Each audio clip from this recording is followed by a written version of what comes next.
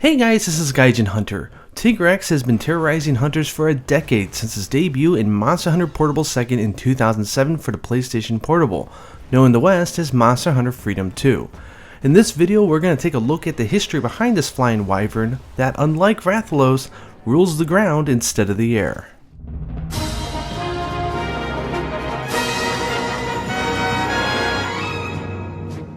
For this video, I'll largely be using information from the interviews from this fabulous book in Japan in which the developers talk about the creation of each of the flagship monsters.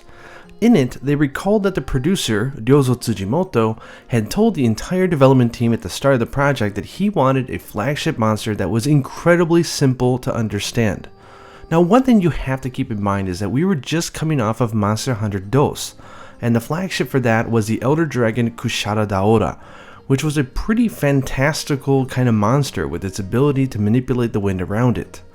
It's a cool monster and it really deserves a video on its own, so I'm not going to go any deeper into that. But anyways, you understand why they wanted to go simple. For their inspiration, they went back to a sketch they had of a monster called the Wyvern Rex.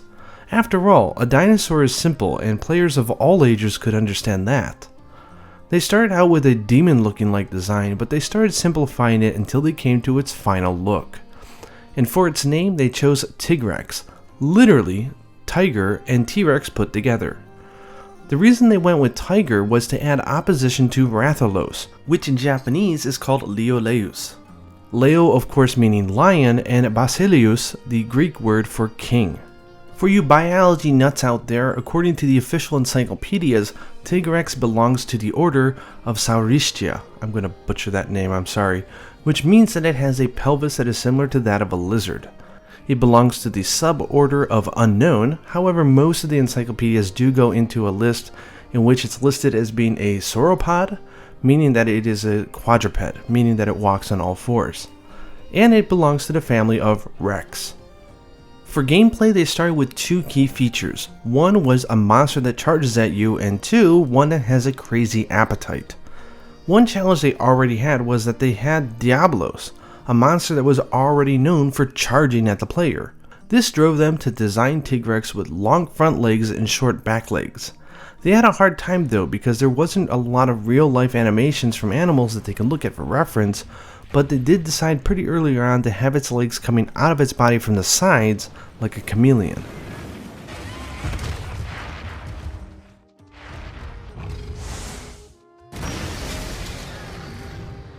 In order to show off its crazy appetite, they decided to showcase it in the snowy mountains, a terrain that normally it would not be found in, because it had ventured into the harsh environment to hunt down Popo to eat. The intro to Monster Hunter Portable 2nd was awesome, and Tigrex became an immediate hit with players around the world.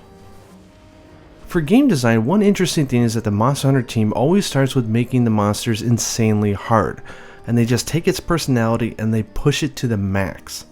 From there, they reduce and tweak it so that players can actually deal with it, so monsters actually don't get balanced from gameplay until the very final stages of development.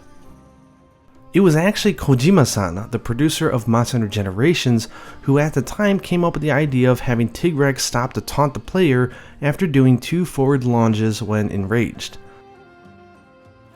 This was particularly necessary because they didn't introduce the concept of monster stamina and fatigue until Monster Hunter Tri.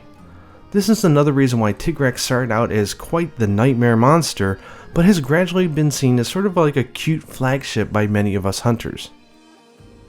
For the subspecies, the brute Tigrex, they already felt that the regular Tigrex had nailed the charging at the player aspect, so they went with its roar and they dialed that up a notch.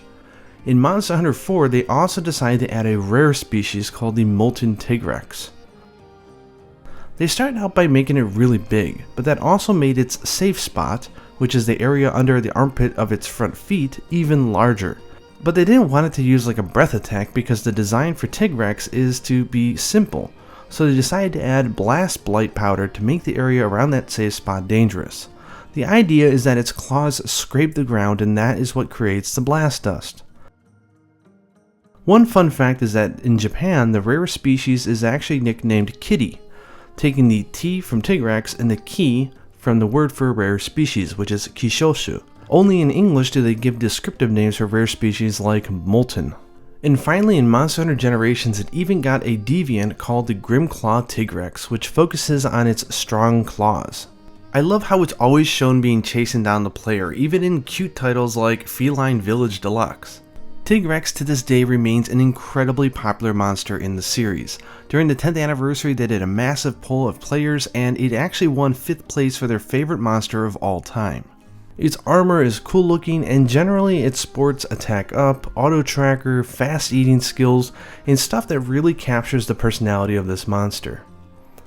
And really that's it. The concept of this monster reminds me of the hammer in that it's built on simplicity. I hope Tigrex makes a return in Monster Hunter World, but we'll have to wait and see if it does. Let me know down in the comments below if you like this video and if you have any interesting Tigrex stories that you want to share, and also what monster you want me to cover next. I hope you guys enjoyed this little quick preview on the history of Tigrex, and until next time, happy hunting.